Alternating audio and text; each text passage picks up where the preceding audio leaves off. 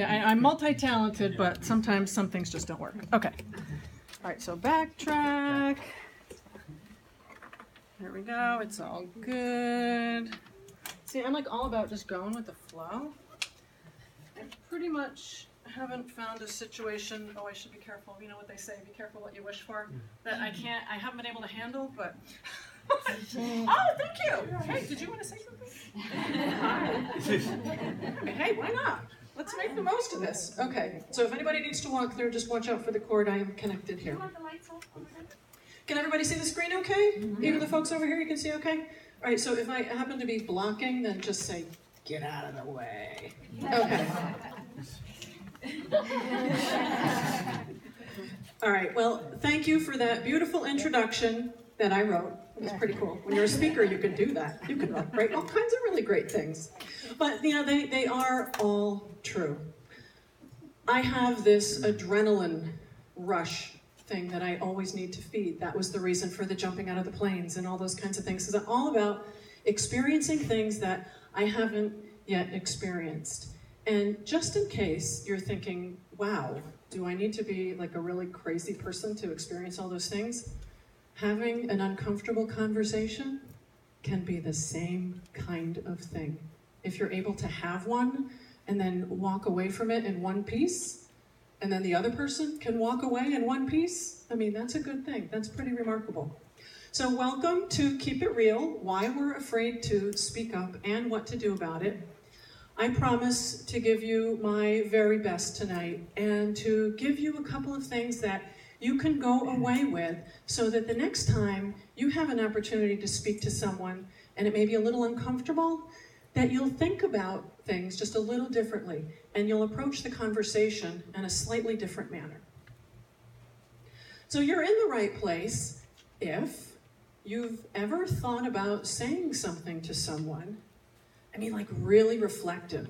You thought, I really need to have this conversation, and then you chickened out. Because chances are, when we don't have those conversations, there's a couple of different things that are going on.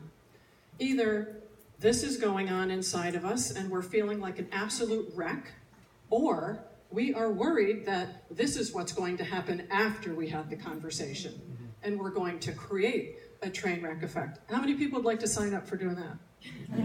Yeah, everybody raise your hands. And trust me, I have been in both of these situations plenty of times. You know, the comment that was made earlier about not really being happy or exploring it until you're 65 or 70, you know, by the time I was 18, I had swore that I lived more than most people who were 30. A few of those circumstances that allow me to make that statement had to do with some difficult conversations, and then some from not having the conversation. The one, giving away all my good stuff. Uh-oh. Train wreck. See, you go with the flow. Okay, I have to learn to be more gentle on the clicker. Okay, so pretend you saw nothing else that just flashed beyond this slide. One thing I would love for you to keep in mind is that the pain of silence will always outweigh the discomfort of speaking up. Always. If I can promise you nothing else, it is that. Because although the pain may not begin in the physical, it will torment you.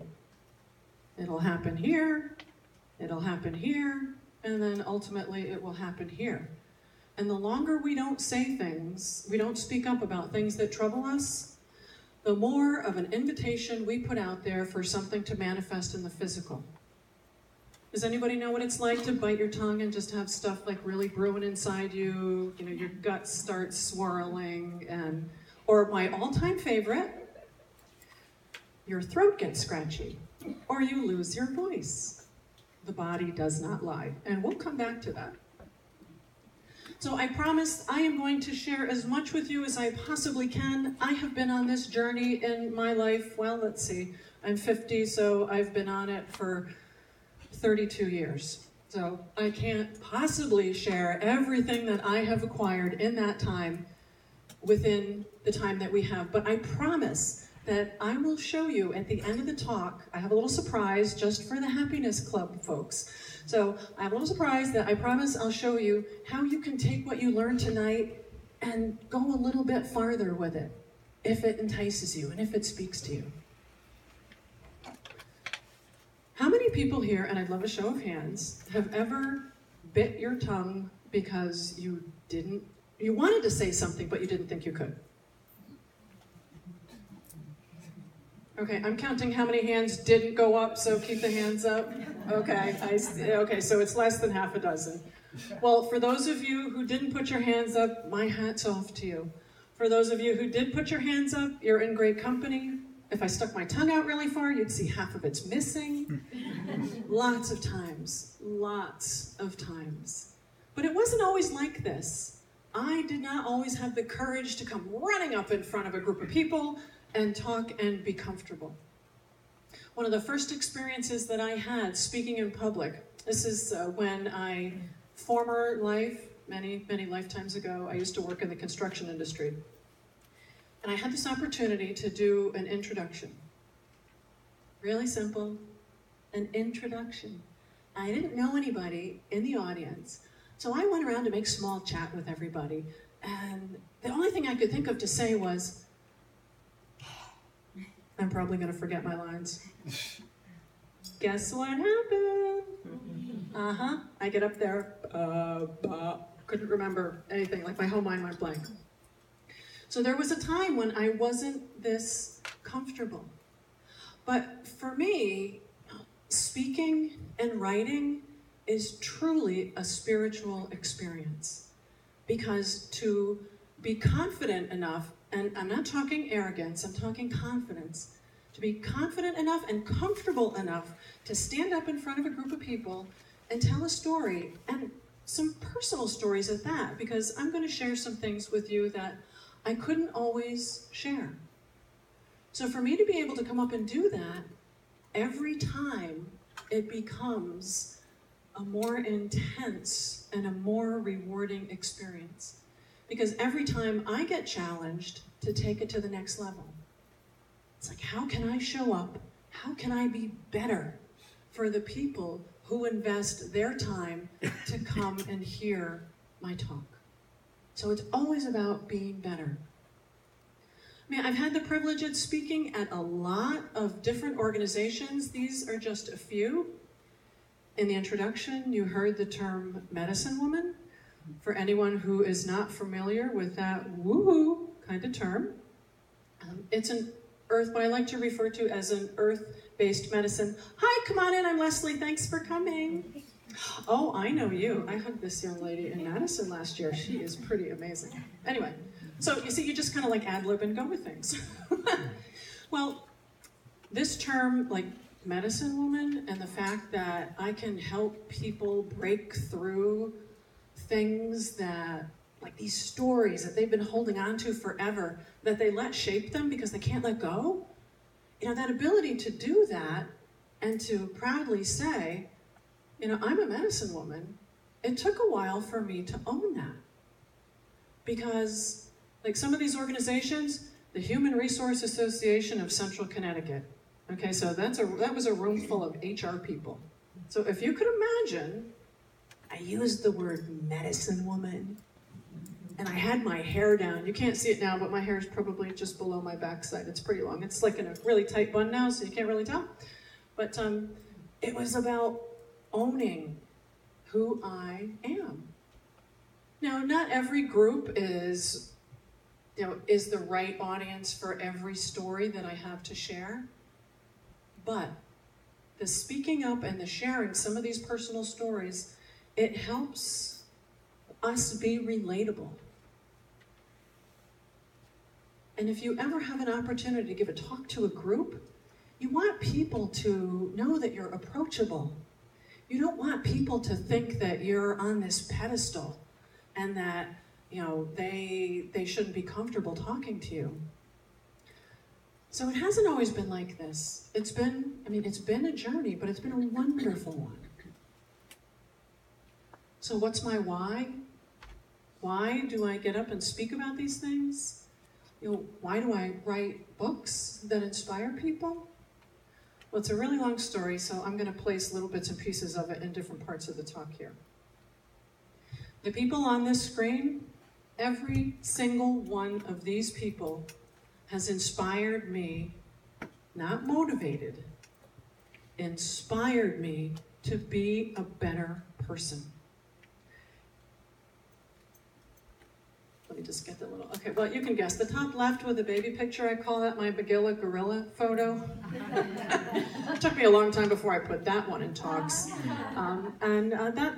That's my mother. It was time for her to watch me from above. When I was 18 months old, she was killed in a car accident. For the longest time, let me just think, where was I going to place this story? I'll tell you this one now. So you heard about me liking the Peruvian rainforest. So I've gone down there and I've done some significant ceremony. And in fact, the gentleman in the bottom right-hand corner, he was one of my teachers. He's the reason that I went, hi, come on in, thanks for coming. He was the reason that I went to the jungle. And when we were doing this sacred ceremony, as you can imagine, we went into Porto Maldonado, which is right near Brazil, but my geography isn't always that great, so forgive me if I'm off a country or two. But we got in a boat, this little skinny banana boat, and we went 90 minutes upriver. And this resort that we were at, I say resort because it had tiled showers and running water, but there was no electricity. So this place that we went to was free of light pollution. So one evening we were on the beach, we were doing ceremony, and I took a look up at the sky, and the Milky Way was so clear, it was like I could reach my hand up and grab some and take it with me. Well, in one of these ceremonies that we did, our teacher invited us to ask a question. And I don't know if any of you ladies are kind of headstrong, you don't like people telling you what to do, and if it's something uncomfortable, you might fight it or resist a little bit. Yeah, I saw you looking at your friend. Expressions don't lie. But it was one of those moments when I didn't know what to ask. I don't like asking questions when it's something I know that I can figure out myself. I just didn't want to go there. And then out of the blue, the words came out of my mouth to my mother. How could you have abandoned me? And then it was one of these, who said that? I know that wasn't me. I'm not the person that plays the victim. And in that very moment, my mother was everywhere. She was in the blanket that I was sitting on. Her presence was in the sand. It was in the air. It was in the fire. It was in the heavens. She was within every cell of my being. And she said to me, I did not abandon you. If I did, you would have died in that accident. It was at that moment that I realized the enormous responsibility that I had for my life being spared. I could have just as easily went completely through the front windshield of that car, landed in the middle of the interstate and gotten run over by a truck. But that didn't happen. Part of my why is gratitude for the second chance that I'd been given. And a lot of times when we're given a second chance, we associate that with later in life or really traumatic experiences, and that doesn't usually happen to young people. Sometimes it does, but not all that often. So when that happens, it helps us to reinforce our why and why we're here. Does anyone feel like they have a big mission that they haven't completely fulfilled yet? Oh, come on, is that all? Even if it's just spreading happiness. I mean, that's why you come here. It's because you want to learn about being happy more often, about embodying that state of mind and feeling, those endorphins, feeling that more frequently. And when you come here, you sit in a community of other people that want to feel that way. So the rest of my why, it's, the little girl in the center, that's me. It's for every little girl who thought, oh, I can do that? And it's for every little girl who lost that, who had something happen where she no longer thought she could. It's to inspire. I'm all about inspiring people. My son, my husband, my grandmother. And someone asked me about about how long I had been writing. And okay, you asked me about writing and how long I'd been writing. The gentleman that you see, let's see, pointer, this guy right here, his name is Rick Siegel. I met him when I was at a conference. It was called the Humor Project, ironically enough.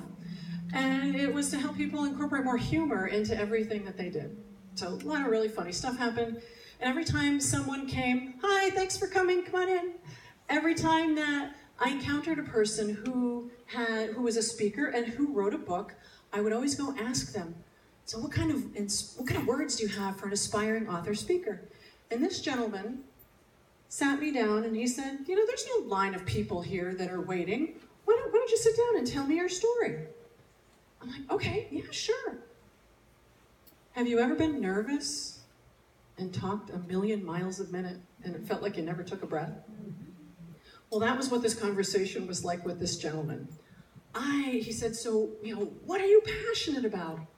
And I went on about my passion for helping, women and girls and heart-centered men find their voice and use it. Because nothing frustrates me more than someone thinking and believing they can't do something. Because that's hogwash. You can do anything that you set your mind to. And one of the biggest pieces of that is having someone that believes in you. Excuse me, so this gentleman, he listened to me for about 15 minutes. Had a legal-sized notepad, and he's writing, making all these notes. Then when I finally stopped to take a breath, he looks at me and he says, you have more passion about your topic than anyone I've heard in 25 years of speaking. This man has published dozens of books. He was an international speaker. At that moment, the floodgates opened. I just met this man, and here I am sitting in front of him weeping. The mascara is running down my face as he says to me, you'll have your first book done by the end of the year. That was in June of 2010. Well, if it wasn't for the 6'4", blonde-haired, blue-eyed gentleman that I was keeping company with at that time, I may have been done in 6 months. But that's a whole nother story. So it took me about another 6 months after that to get the book done. But it was his belief in me that got the process rolling. That answer your question? And then some, huh? Probably didn't need to know about the 6'4" guy, but I couldn't help throwing that piece in. And my son, we're all inspired by our children to be the best that we can be. And a lot of times, the conversations that we want to have with our children and with our spouses and the ones that we love the most, those are the most difficult to have. Do you agree? Oh, yeah. Oh, yeah. It's like, ooh, I don't think I want to go there. So Rick kicked off the first book. The second one, Women Rising, was, well, actually, let me digress for a minute. Tap Your Source, although I got a lot of really great feedback, I had people say to me, I read that book on the plane when I showed up at my job interview. I knocked it out of the park and I got hired on the spot. I've had people say, that book was so inspiring, I quit my job so that I could move on to the thing I really wanted to do. Now, in spite of that, I still had the wall up. There were still pieces of me that I was not ready to share. Still parts of my own story that I was ashamed of. There were still things I needed to explore. So the difference between Tap Your Source and Women Rising, night and day. Women Rising was almost this celebration of, woohoo! I have been through the mud, been through the fire, whatever you want to call it, and I've lived to tell about it. And I am no longer embarrassed or ashamed. It was liberating. It was truly, like speaking, a spiritual experience. And that book was 45 days. So a friend of mine was doing an event for, she produced events for women, and the title of her event was called Women Rising. And I asked her if she would mind if I wrote a book that was the same title of her event. And she looks at me and she says, oh my God, I just got chills, of course. 45 days. When you're committed and you have a message, it will come. Third book, Keep It Real. Do you want to take a guess how many days that took? Less than 30. It's my most powerful piece of work yet. You got a message that needs to get out there. All I can ask you is, what are you waiting for? Get it out there. Because the sooner you get comfortable with speaking up or writing, the sooner you'll feel lighter. And this weight will come off your shoulders. And you'll find yourself in such a liberated place, you won't even believe it. You'll be thinking, well, that wasn't so hard. What the heck took me so long to get here? So here's what we're going to cover tonight, as if we haven't covered a lot of territory already. So we're going to talk about where the fear of speaking up comes from. I may challenge some of your perceptions about this, but I want to give you something to think about. I want to rock your boat. Second, what you're not saying and how that is almost more powerful than what you do say. And letting go. Whose all-time favorite is that? Yeah, about that. And assumptions. Everybody knows what assume really stands for. It's not as good as impossible, which is I'm possible, but assume, well,